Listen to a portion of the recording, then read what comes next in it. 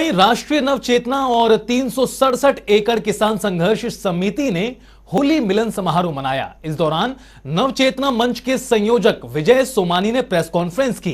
इस दौरान विजय सोमानी ने रेवाड़ी प्रशासन पर गंभीर आरोप लगाए। साथ ही कहा कि जो 367 एकड़ जमीन किसानों को अलॉट हुई थी, वो राजनीतिक प्रभाव के चलते किसानों को अलॉट नहीं हो पा रही है और किसानों को न्याय नहीं मिल पा रहा। विजय सोमानी ने कहा कि यह जमीन 1978 से 1979 में हरियाणा सरकार की हो गई थी, लेकिन कुछ नेताओं के दबाव के चलते जमीन किसानों को अलॉट नहीं हो रही।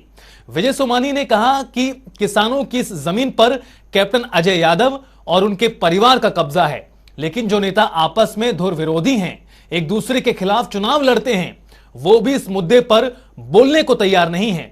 विजय सोमानी ने कहा कि सरकार से उन्हें इंसाफ की उम्मीद है, क्योंकि यह मामला भारत और हरियाणा दोनों सरकारों के संज्ञान में है। 41 साल में जो लोग बैठे रहे हैं, उनसे रिकवरी भी प्रशासन को करनी चाहिए कि आपने जब 79-80 में ये जमीन एक्वायर हो गई थी, ये जमीन इंतकाल चढ़ के हरियाणा सरकार के नाम हो गई थी, तो अब तक भी कप्तान और उसके चहेते क्यों बैठे रहे?